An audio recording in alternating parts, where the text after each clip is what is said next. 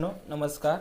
मी SPH college Nampur येथून प्राध्यापक Amol Patil sir आज तुम्हाला accounts of not for profit concern ह्या प्रकरणाची ओळख करून देणार आहोत. सर्वात पहिल्यांदा आपण इंट्रोडक्शन बघूया. They are two types of organization, trading organization or profit making organization and second non trading or not for profit organization. पहिली संस्था अशी की तिचा उद्देश व्यापार असतो आणि त्या व्यापारामध्ये प्रॉफिट कमविणे हाच तिचा उद्देश अशी एक संस्था. आणि दुसरी संस्था म्हणजे व्यापार न करता लोकांना सेवा देणं आणि कुठल्याही प्रकारचा प्रॉफिट न मिळवणे हा त्यांचा उद्देश असतो. तर पहिल्यांदा आपण ट्रेडिंग ऑर्गनायझेशन म्हणजे काय ते बघू.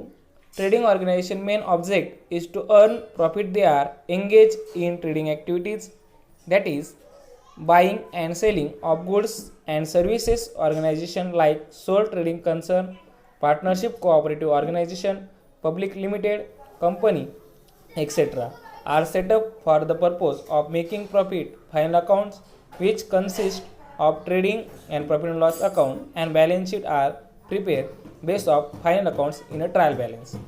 ट्रेडिंग ऑर्गनायझेशन म्हणजे अशी संस्था की ज्या संस्थेमध्ये आपण व्यापार करणं हा मुख्य उद्देश आणि व्यापारातून प्रॉफिट मिळवणं हा त्याचं प्रमुख ध्येय असतं. याच्यामध्ये आपण वेगवेगळ्या प्रकारच्या व्यापारी कृत्या करू शकतो, जसं की मालाची किंवा सर्व्हिस सेवांची खरेदी विक्री करणं हा त्याचा मुख्य उद्देश.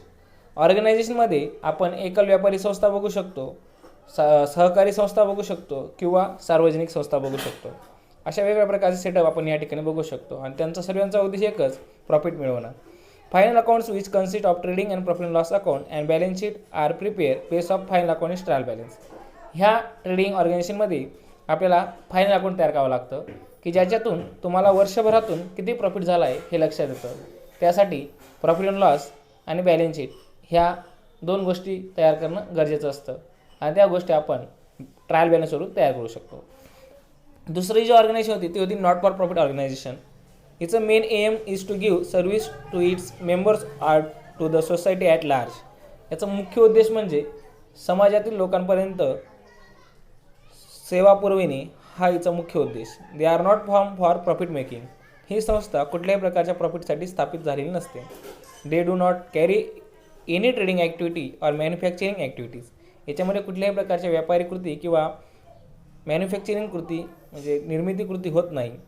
याच्यामध्ये sports club, charitable hospital, school, colleges, university, trade unites, chamber of commerce, professional institution, trust, social welfare association, religious concern, libraries etcetera एवढे व्यापार आपल्याला नॉन फॉर प्रॉफिटमध्ये दिसून येतात.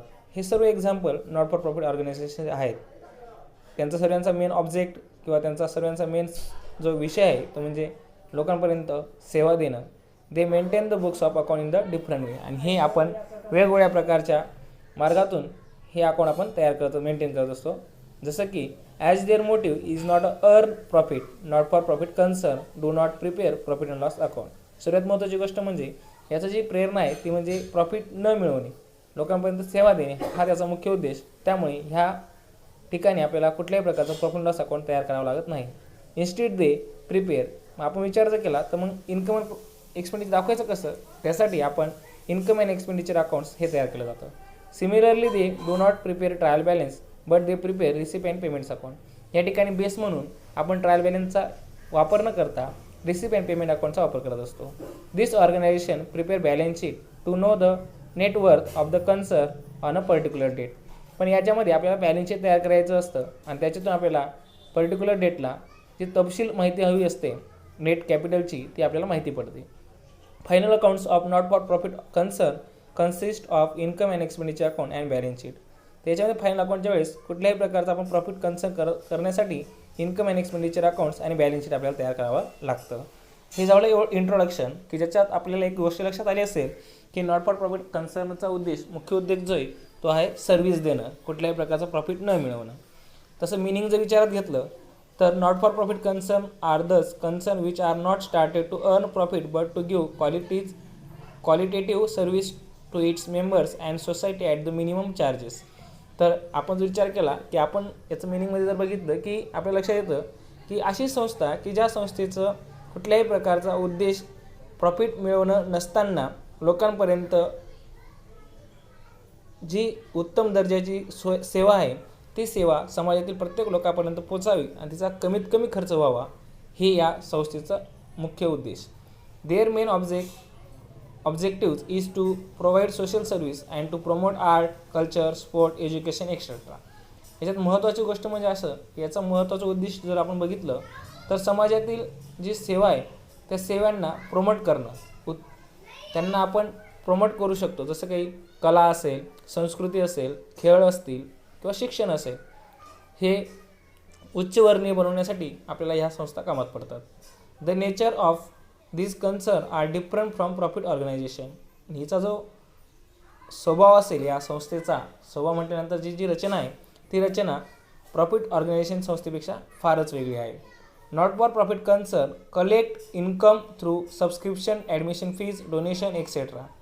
आणि ह्या संस्थेचे इन्कम आहे ते सबस्क्रिप्शन म्हणजे वर्गणी, ॲडमिशन फीज आणि डोनेशन, जे आपण डोनेशन जमा करतो त्याच्यातून मिळत असतं. आणि given by members or not members and grants, subsidies or concession received from the government. आणि त्यानंतर ज्या गव्हर्नमेंटकडून ग्रांट वगैरे ह्या ज्या गोष्टी असतात किंवा ज्या मेंबर्स फीज असतात त्या मेंबर्स फीजवरून आपण ते प्रॉफिट कमवू शकत असतो. अशा पद्धतीने ह्या संस्थेचा प्रॉफिट आपल्याला होत असतो. याच्यामध्ये मुख्य भाग जर बघितला तर आपल्याला डिफरंट बिटवीन प्रॉफिट ऑर्गनायझेशन आणि नॉट फॉर प्रॉफिट ऑर्गनायझेशनचे दाखवलेले आहे. त्याच्यामध्ये points of distinctions profit organisation आणि नॉट फॉर प्रॉफिट ऑर्गनायझेशन. तर पहिला पॉईंट जर बघितला प्रायमरी ऑब्जेक्टिव्ह, जे मूळ तत्व आहेत, मूळ उद्देश आहे, मुख्य उद्देश ते काय आहे. तर प्रॉफिट ऑर्गनायझेशनचा मुख्य उद्देश आहे the primary objective of such organisation to the earn profit. त्याचा मुख्य उद्देशच आहे की प्रॉफिट कमवणे. पण नॉट फॉर प्रॉफिट ऑर्गनायझेशनचा मुख्य उद्देश आहे the primary object of their organisation to provide service. यांचा मुख्य उद्देश जर बघितला तर तो म्हणजे लोकांपर्यंत सेवा देणं. Preparation of trial balance. तर याच्यात प्रिपेरेशन ऑफ ट्रायल बॅलन्स म्हणजे ट्रायल बॅलन्स आपण तयार करतो का. तर बघा प्रॉफिट ऑर्गनायझेशनमध्ये प्रिपेअर ट्रायल बॅलन्स म्हणजे तिथं तयार करावा लागतो. इकडे जर बघितलं आपण नॉट फॉर ऑर्गनायझेशनमध्ये do not prepare trial balance, receipt and payments account is prepared. याच्यामध्ये आपण ट्रायल बॅलन्स न तयार करता रिसिप्ट अँड पेमेंट अकाउंट तयार करतो. अकाउंटिंग स्टेटमेंट कशा प्रकारचे असतात तर आपण इकडे जर बघितलं तर इथे 3 प्रकारचे अकाउंट स्टेटमेंट आहेत. एक trading account, profit loss account आणि बॅलन्स शीट. तसं इकडच्या बाजूला जर बघितलं receipt and payment account, income and expenditure account आणि बॅलन्स शीट. बॅलन्स शीट दोघं ठिकाणी तयार करायचे आहेत आपल्याला. नेट रिझल्ट कसा येतो तर आपण यांना नेट प्रॉफिट किंवा नेट लॉस असं म्हणतो. पण इकडे जर तसं झालं तर त्याला सरप्लस ऑर डेफिसिट म्हटलं जातं. ओनर्स फंड्स किंवा कॅपिटल फंड कसा असतो. Owner fund include owner investment that is capital plus reserve and surplus. इकडे जर बघितलं आपण capital fund represent accumulated amount of surplus, subscription, donation and surplus shown by income and expenditure account. अशा पद्धतीने आपण आज प्रॉफिट ऑर्गनायझेशन आणि non profit ऑर्गनायझेशनचे डिफरन्स, तसं इंट्रोडक्शन आणि मिनिंग याचा आपण अभ्यास केला. बाकीचा भाग आपण पुढच्या भागाला बघू.